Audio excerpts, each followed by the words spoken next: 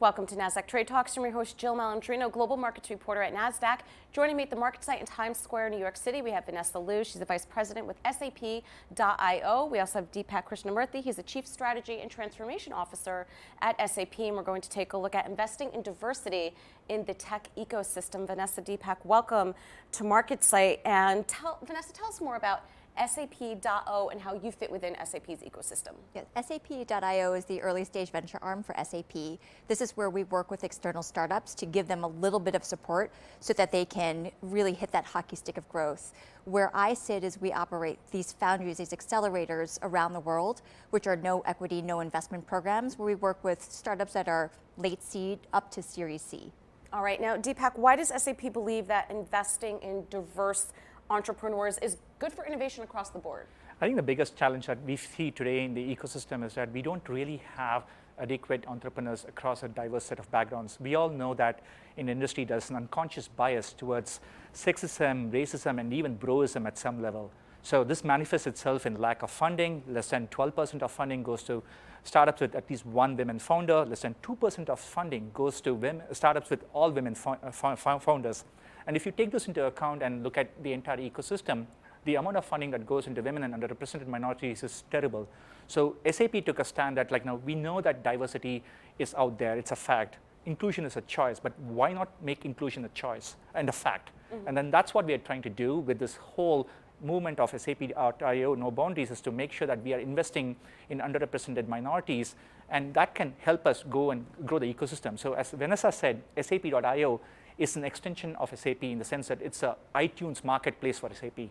So it creates an ecosystem effect, and bringing the best founders, we can create an arbitrage opportunity by identifying really great, talented entrepreneurs who can come and work with us. I'm surprised those statistics are still so low in 2019. The good thing is there's a lot of opportunity there. Absolutely. And the baseline is so low. So Vanessa, it almost sounds like these are curated mentorships within the ecosystem. Tell us more about that. Yes, there are three things that we provide. Curated mentorship around things like sales, pricing, marketing, how do you do product design.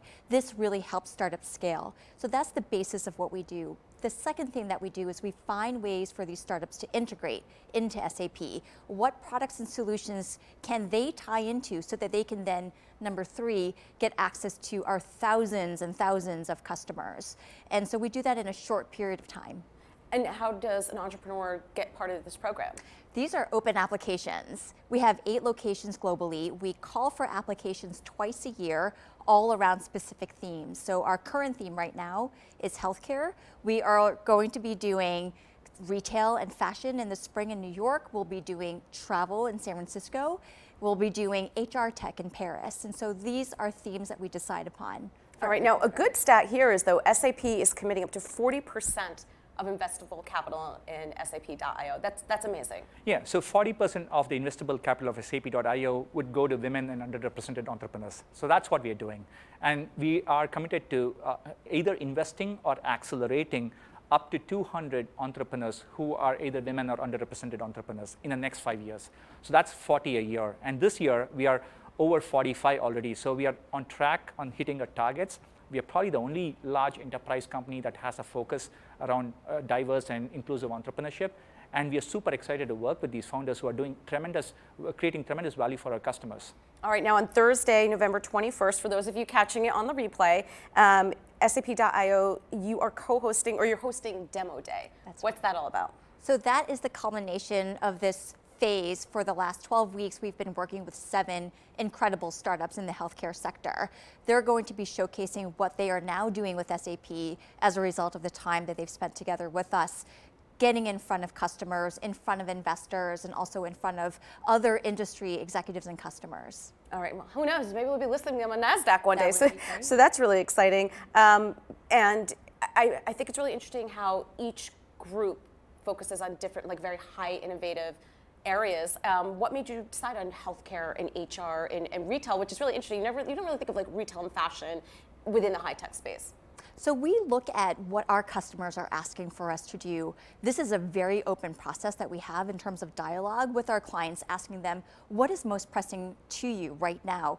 Healthcare is obviously a very big topic for not just healthcare players, but also for any corporate out there. If you think about employee health and well-being, this is central. This is a key CEO boardroom topic. So we want to be identifying verticals that will speak to many of our customers. So after, so they're incubated into the system here, do you also help these companies mature, whether it's in the private markets or the public markets? Do you stay on as a consultant and advisor? How does that work? This is just the first phase. So we will be working with these companies very closely from now on. They are part of our ecosystem now.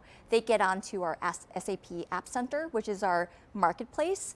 And by doing so, we will be working with them again and again on behalf of them and also in front of our customers.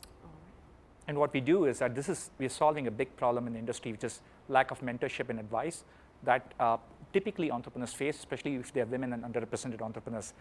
Over 48% of women and underrepresented entrepreneurs believe that lack of mentorship and lack of customer access is a big barrier for them. So we continue to provide access to customers, we continue to provide access to mentorship through the program and beyond the program. And we also solve the funding problem by investing in some strategic startups that are very relevant for the ecosystem. So we do this both, we provide funding, we provide mentorship, and we have a super diverse team. So one of the things that we do is that over 60% of our team is diverse. That's pretty much unheard of in the venture capital industry. Mm-hmm. So with that diversity focus in our team, we are able to do things that are very different from other funds and other firms. Is there a company that might be a little bit more well-known that we've heard about that has come up through the SAP.io program? It's probably like one of the companies that was actually featured in the Wall Street Journal is a company called Big ID. Mm-hmm. That was a company that focuses on GDPR and privacy. That's one that you probably know. The other one is Narrative, right? Mm-hmm. And that's the entrepreneur is a tech pioneer at the World Economic Forum, like Shirley Chen. So I think there are a couple of really interesting startups that has come through the program, and both of them are based in New York. And New York's a great technology hub for startups and entrepreneurship that we are seeing evolving right in front of our eyes. All right. Well, we have to have a couple of the companies on when you're back here in the spring for the fashion tech series. Thank you so much both for joining us at MarketSite, and thank you for joining me on Trade Talks. I'm Jill Malandrino, Global Markets Reporter at Nasdaq.